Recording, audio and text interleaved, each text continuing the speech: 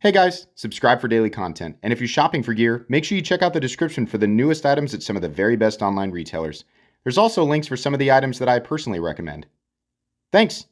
What's going on YouTube? Metal Complex here, and today I've got another interesting knife review / knife overview to share with you guys. This is the Miguron Velona in M390, carbon fiber and titanium. This knife is available right now. I will link it right down in the description so you guys can check it out. It does help my channel when you use those links before you buy something, but that's entirely up to you. Thanks so much to my patrons for supporting me. Please make sure to follow me on Instagram at metal_complex, and thank you so much to Miguron, if I haven't already said it, for sending this in for review. So this is the new premium one, right? The base Miguron Velona, which is much larger, currently comes in 14 T28N and G10 and steel liners and runs about $52. I'll link this guide down below as well. Obviously, I think the size that they've got here is really great. I'm going to talk all about it.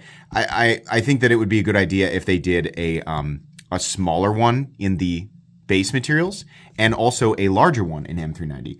I also won't be surprised to hear that they plan to do that all along. That's my guess, right? So, yeah, I mean, if you felt like you were about to comment that, I agree with you. I think that that's would be a good idea. But here it is up against the larger Velona. Let's go ahead and measure this guy. Overall length, put it in the middle. That might be helpful. Overall length is coming in at 7 3/4 inches. So it's not a small knife. It's definitely right around where I would consider it to be full size.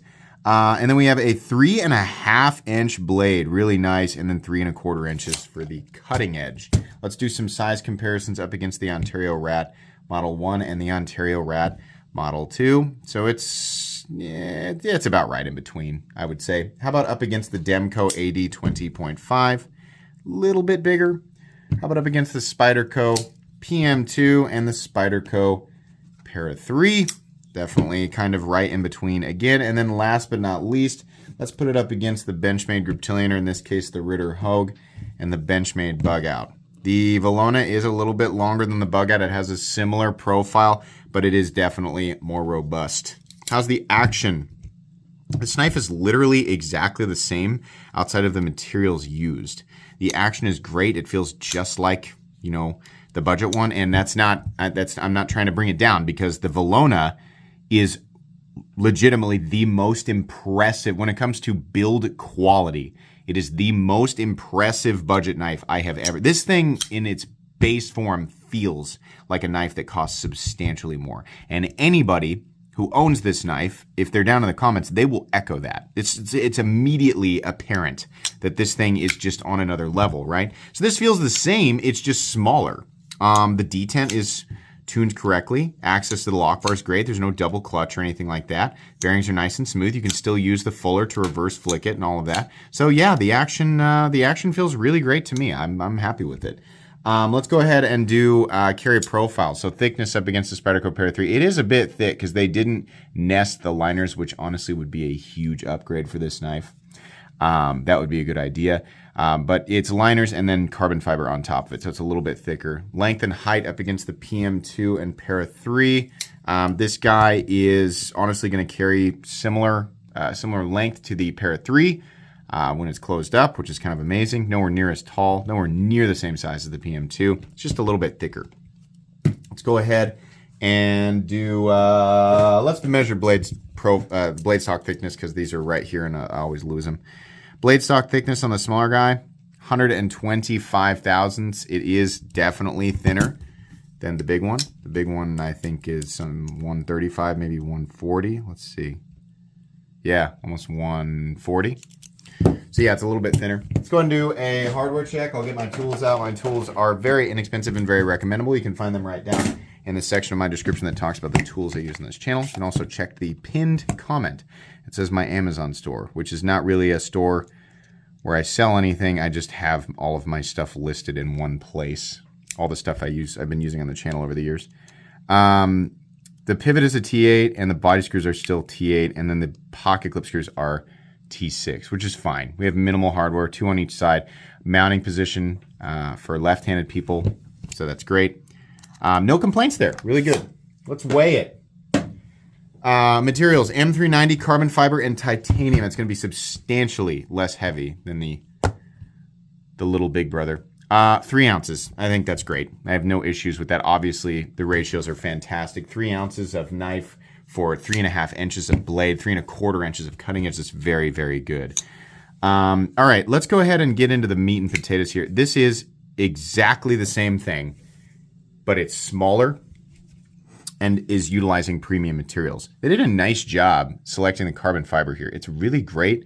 And anything that looks like a void, outside of about maybe right here, I'm seeing a couple of actual voids right here. Everything else is just a trick of the light bouncing off of a certain area. This type of carbon fiber is notorious for just being riddled with voids. So I'm really surprised to see, and this has been the case lately. I don't know if there's like whoever's supplying this stuff has just found a way to not distribute so much of it with voids, but I've seen a lot of knives in various price ranges using the same type of carbon fiber, and I'm just seeing substantially less voids. So I don't know, maybe that's a win, maybe it's just luck of the draw. I have no idea, but the carbon fiber looks nice. They did not cheap out on the carbon fiber. That's really great. They did the liners exactly the same, slightly radiused on the edges, so you get slight shadow boxing, which is nice. Titanium backspacer, titanium pocket clip. As far as I know, titanium pivot collar, which is a little purpley, right? They did a simple blasted finish on the blade, and that's fine. You are kind of losing out on the forward choil area on this guy. The version 2 of the budget version, you can definitely get your whole finger in there. On this guy, you're pushing it with one knuckle. So, but that's I guess that's to be expected. There's not really anything else to point out here. I mean, they probably should have made the pocket clip a little shorter. They just used the exact same clip, which is fine. No big deal. The cutting edge, because the knife is a little thinner up here, it feels slightly thinner. I mean, it doesn't have as much room to drop, but it gets down to a reasonably thin edge, and it will work. I mean, as far as an EDC profile, this knife will obviously work. It's got classic lines. It's got good, reasonably comfortable ergonomics. It's easy to manipulate. The blade is going to poke. It's going to slice, right? We got a crown spine or radius spine, which is nice. You don't gain any utility there. It just looks nice, right? Really a good overall presentation.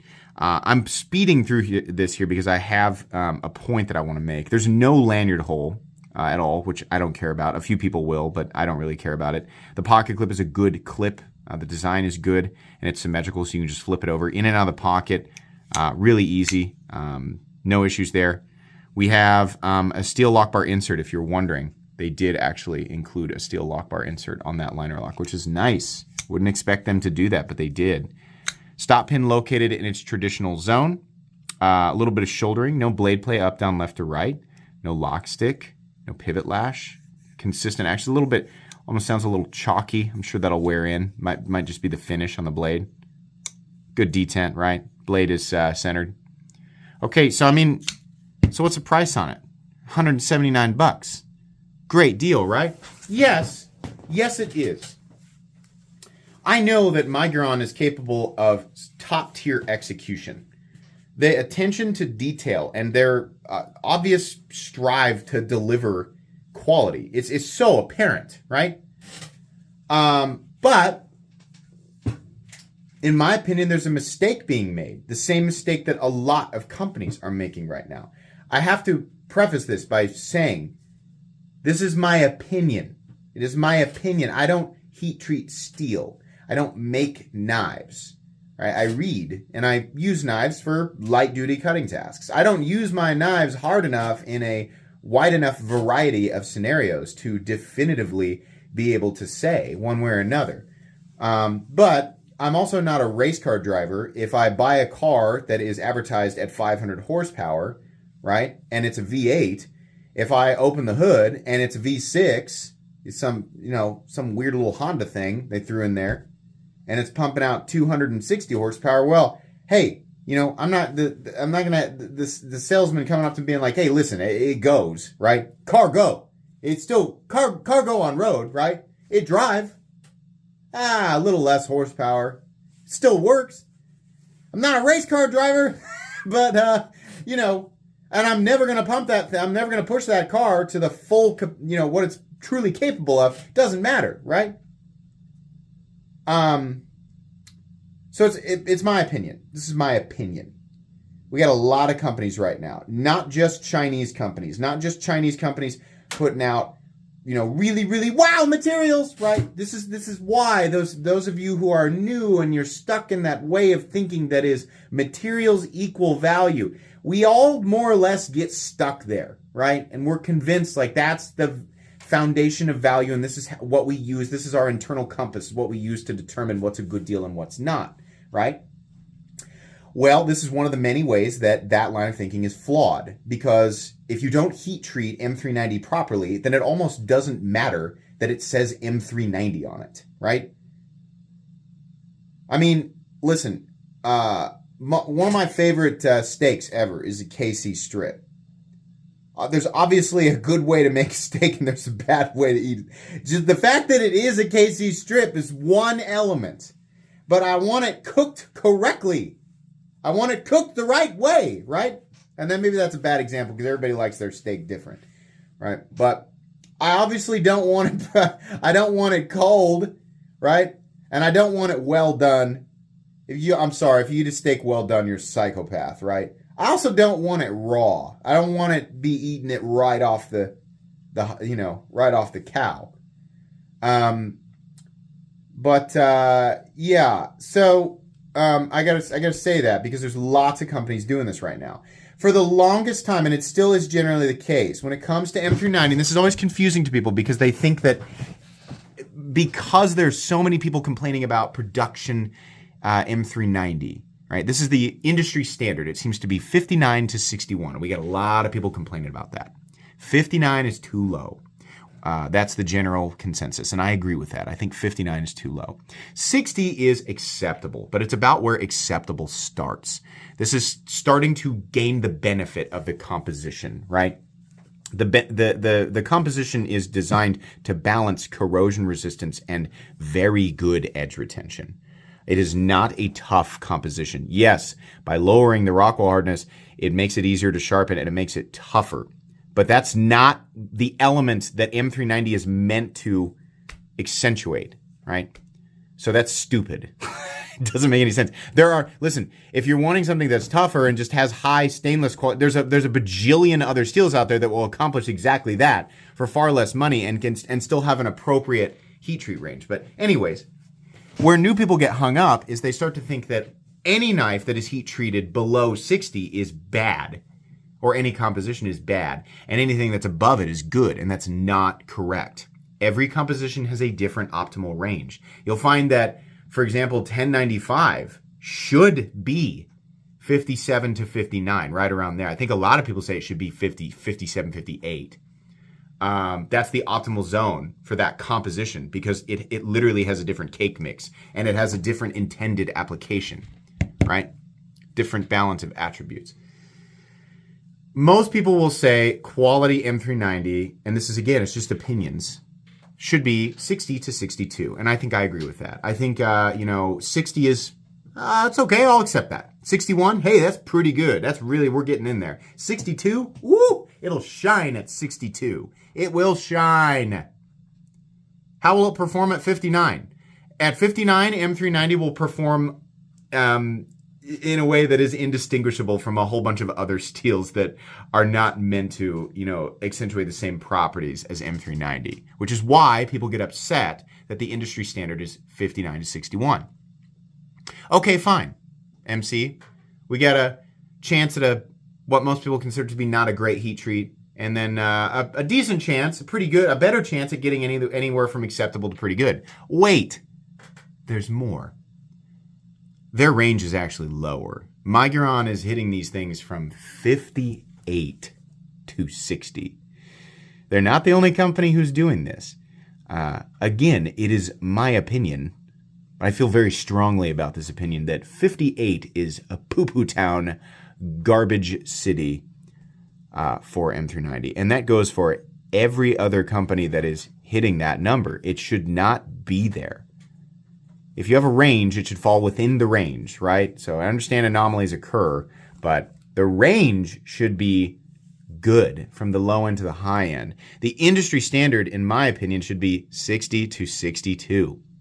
Yes, it makes the steel more chippy. makes it a little more brittle. But M390 is not the type of blade steel that is meant to be used in like an ultra hard use. You shouldn't, I don't know. I'm not a bushcrafter, but I feel like I wouldn't want to take a M390 blade with me bushcrafting, right? This is light to medium duty for extended periods of time. So, you don't need the extra toughness. It's generally what you're going to be doing with a pocket knife. 58, Miguron, 58 is too low. 59 is too low in my opinion. But you should at least be keeping up with the industry standard of 59 to 61. If you want to impress people, you should offer this thing for $179 and get your range from 60 to 62. If that becomes too expensive or too time consuming, right, then you should change the steel to something that is premium and matches the titanium and carbon fiber, but that you can actually get into the appropriate range and not just what's easy or convenient. A lot of people, myself included, hold Miguron up to a high standard because that's what they've demonstrated. So you can't stop when it comes to quality or delivering quality. You can't stop at the heat treat. Be like, we'll give you all the other stuff. No, the heat treat, that's the most important part. That's the soul of the object. So, on paper, carbon fiber, titanium, M390, Miguron Velona, right? You write all this stuff down on paper, $179. Wow! Not at 58 to 60. You got a 33.3% chance of getting an okay heat treat. Best case scenario. And that's if they get it actually that high. And they probably won't. I mean, the vast majority of them are going to come in. If 60 is the absolute peak of what they're capable of, then that means, one in a, like if you do 100 knives that range anywhere from 58 to 60, right? Most of them are going to fall below at 59.9 or lower, right? It's not like they come in right at 60. That's the peak end. You got to at least bring us 59.61. Got to at least do that. People still won't be happy with it, but you got to at least deliver that. That's a bummer. If you do more of these in the future, bring the heat treat up. And listen, there are other companies out there who are capable of doing this. I always bring up Kunwu. For some reason, Kunwu is just like, yeah, sure, we'll do it. And they do it. And it makes everybody really happy. So why are all these other companies, trying to pretend like they can't do it or that it causes some enormous problem, right? No. Bring it up. It's not that it couldn't be that hard. So that's literally, that was a really crappy pun. It's not that hard. It's pretty soft.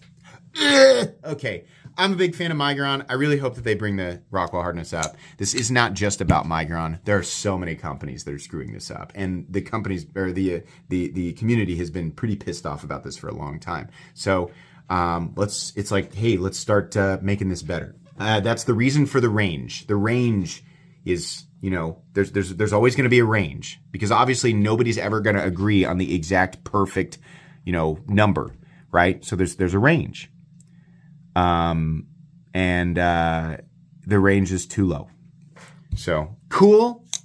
Hoping to see this corrected in the future because I would very much, still rooting for Miguron. They make excellent budget knives, but got to do better on the premium stuff. Please make sure to follow me on Instagram at metal_complex. If you enjoyed this video, leave a like. If you'd like to check out my other content, I do, of course, have lots of videos of knives that are either expensive or inexpensive that I do or don't like, so check those out. And if you enjoy all my content, go ahead and click on that Metal Complex logo right there and subscribe because there's definitely more coming. Thanks again for watching, everybody, and have a great day.